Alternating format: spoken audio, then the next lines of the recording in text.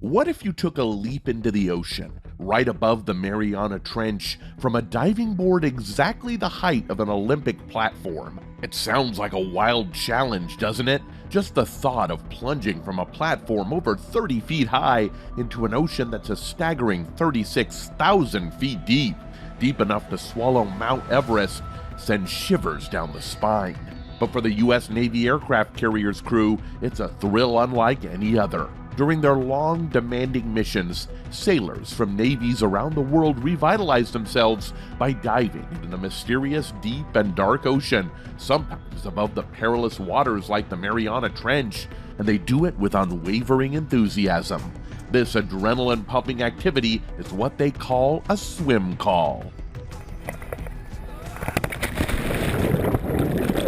However, this daring yet risky adventure has now been tethered by a set of strict rules and regulations. Hit that like button and subscribe to the channel as we delve deep to uncover why U.S. Navy sailors have stopped jumping off aircraft carrier flight decks.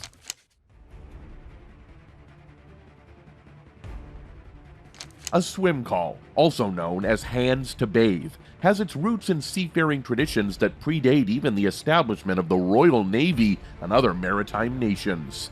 Formal records of this practice as a fully recognized command date back to at least the 18th century, but the act of stopping a ship for a dip in the sea goes back even further, to the times when mighty fleets began voyaging across the open seas.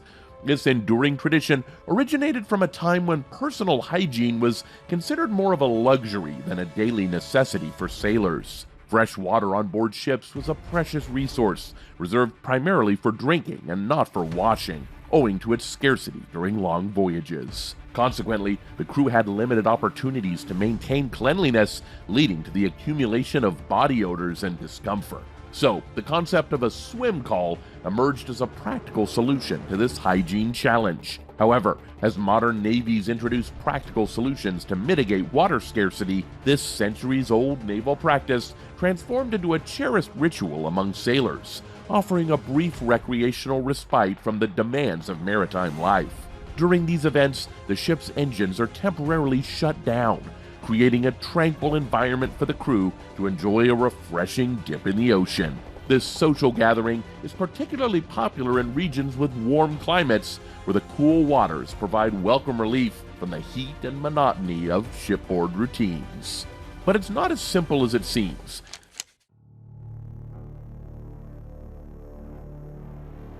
There are plenty of risks involved. First things first, shark attacks are a major concern. When you're in unfamiliar waters and out of nowhere decide to take the plunge, the biggest challenge is the unknown. Beneath the vast expanse of the ocean's surface, you never know what could be lurking. Unwanted visitors like sharks, sea snakes, venomous jellyfish, or other marine creatures might be closer than you think. That's exactly what happened on Wednesday, August 26, 2020, when the United States Coast Guard cutter Kimball, amidst weeks of exhausting operational duties, paused in the middle of the Pacific Ocean to allow its crew a much-needed swim call. What started as a moment of laughter and camaraderie turned into a sequence of panic when a massive shark burst onto the scene, sending shockwaves through the water. Thankfully, a watchguard stationed on the carrier deck acted swiftly, firing a burst of bullets to distract the creature and prevent it from approaching further. In addition to the diverse sea creatures, there exists a tangible risk of potential enemy attack or a system malfunction while the crew is engrossed in their oceanic relaxation. This poses not only a threat to the crew's safety, but also to the ship's defense and operational integrity. Consequently, even during a swim call, a considerable number of sailors choose to remain on board, diligently serving as lookouts and lifeguards, ensuring the ongoing safety and security of their shipmates. Beyond the known risks, the ocean itself presents an array of unpredictable challenges. Powerful undercurrents, often invisible from the surface, can swiftly become hazardous, especially in the vast expanse of open water. Furthermore, the waters where these aircraft carriers navigate are frequently intertwined with commercial routes, exposing them to industrial activities that include potential spills and chemical leaks. This industrial presence can significantly impact water quality, posing risks to those who enter it. Swimmers in such waters face potential exposure to harmful substances, which could lead to skin irritation, gastrointestinal issues, or more severe health complications. And let's not forget the heart-stopping risk of plummeting from a 30-foot platform into the water. It's like the elephant in the room. When you fall from such a height into water, its surface tension can turn it into a solid at high speeds, causing serious injuries upon impact. The greater the fall, the faster the speed upon hitting the water, which means even more severe injuries. A 30-foot fall into the ocean is akin to dropping from a 3-story building onto concrete if the body isn't streamlined. So your body's position as you enter the water plays the most crucial role in the risk of injury. For example, a belly flop increases the surface area hitting the water, potentially causing more harm. Also, the hydrodynamic forces upon entry can exert pressure on the body, adding to the risk of injuries. Considering all these safety concerns, navies today have much stricter rules for swim calls compared to a century ago, when people would even jump from the highest points of carrier decks, which can be as high as 60 feet. Not only that, the sailors would climb the anchor chains to free fall into the ocean during a swim call. Today, however, sailors more often than not jump from a lowered elevator in the hangar bay, which is still about 30 feet high, the size of an Olympic platform, but this method significantly reduces the risks. Another safe alternative is to fill the well deck with water, creating a massive swimming pool for the crew. However, free falling into the ocean is not entirely banned. Crew members are still allowed to dive from the 30-foot lower deck, but only after a detailed step-by-step analysis of several factors.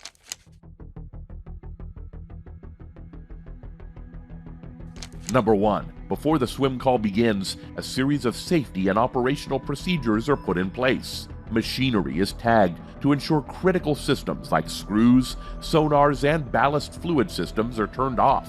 The ship is then brought to a static state, known as 0 PIM, plan or points of intended movement, similar to anchoring in non-seafaring terms. Number 2. Next, the ship is positioned to provide a lee or shelter on the engaged side, meaning it is stopped so that any wind pushes it toward the side where the crew is swimming. This positioning prevents the ship from drifting away from the swimmers due to wind.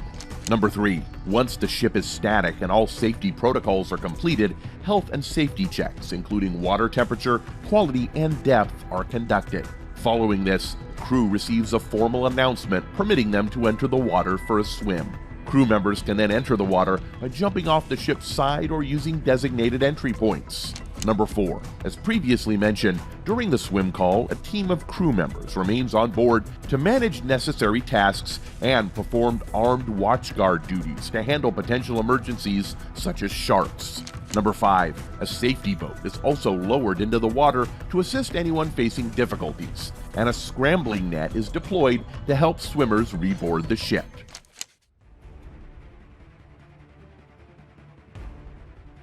On rare occasions, if a shark or another sea creature lingers near the ship, drawn by discarded waste, the U.S. Navy has a set of well-established protocols to ensure the safety of everyone on board. These protocols involve a carefully orchestrated series of steps designed to handle the situation without causing harm to either humans or sharks. First, the shark alarm blares, jolting the ship's crew into immediate action with a loud alert broadcasted across the vessel. Next comes shark surveillance. The ship's lookouts, keeping an eye out for any signs of approaching sharks, now use binoculars and other surveillance tools to track their movements and ensure they don't pose a threat to swimmers or the ship.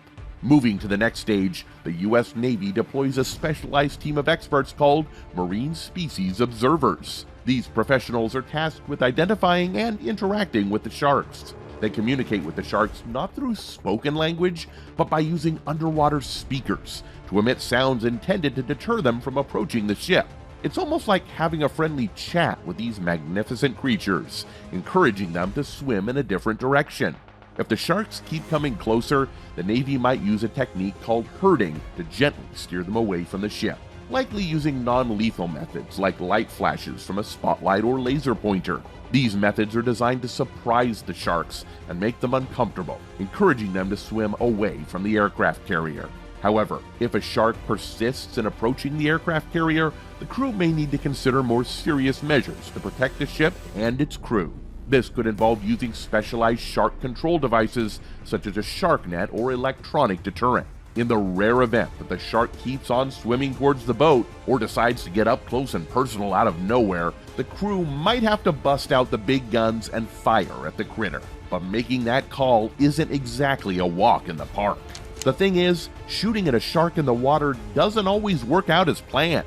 At best, it might startle the shark, and at worst, the bullets could bounce off the water instead of going through it, putting nearby swimmers at risk. Sharks are pretty cautious critters. They like to check things out before making a move. That's why having someone keeping an eye out is a smart safety move. But shooting at them might not be the best idea. Besides that, bullets fired into water tend to either break apart quickly or stop altogether within about 6 feet, creating what looks like a tiny explosion. Plus, shooting underwater is a whole different ballgame from shooting in the air. In fact, even if you're packing serious firepower like a 50 caliber round, it won't travel more than about a foot underwater before losing its effectiveness. To tackle this problem, modern underwater ammunition is designed with needle-like projectiles that are a lot like actual needles. Although no fatal swim call incidents have been reported yet, in the event of a shark attack or other injuries during a swim call, a medevac emergency response team would be called with a helicopter to transport the injured person to a hospital. This team undergoes a specialized training that prepares the responders for various emergencies and involves precise procedures such as hovering the helicopter in place and using a basket to lift the injured person to safety. During medevac missions, a medical professional often accompanies the patient. The MH-65 Dolphin helicopter is commonly used for these high-stakes flights due to its advanced features.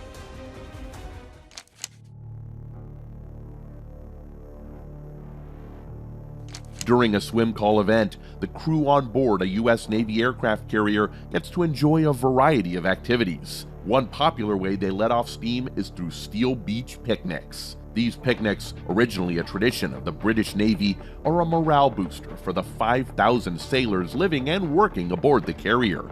They provide the hardworking crew with a much-needed dose of vitamin D. For some sailors who are confined below deck for months, this is their only chance to feel the sun on their faces. The deck, which is usually a massive expanse, suddenly becomes a bustling playground, with sailors playing card games, checkers, football, basketball, volleyball, and jump rope.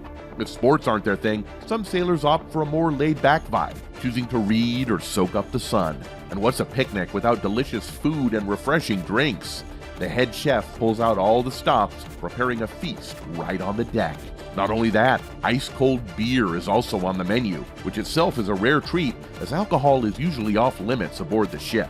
But for this special occasion, the crew gets to kick back, relax, and enjoy a well-deserved break from their demanding duties. Certain aircraft carriers are also equipped with Starbucks outlets, ensuring sailors can savor a comforting cup of steaming coffee to melt away their stress. After a refreshing swim in the ocean, they return to the ship to indulge in a satisfying hot meal. But that's not all. Sailors can also utilize this break to engage in video games with their peers or even dedicate time to studying. During deployments, sailors often bring their gaming consoles on board, connecting with shipmates and sometimes with their loved ones back home through the magic of the internet.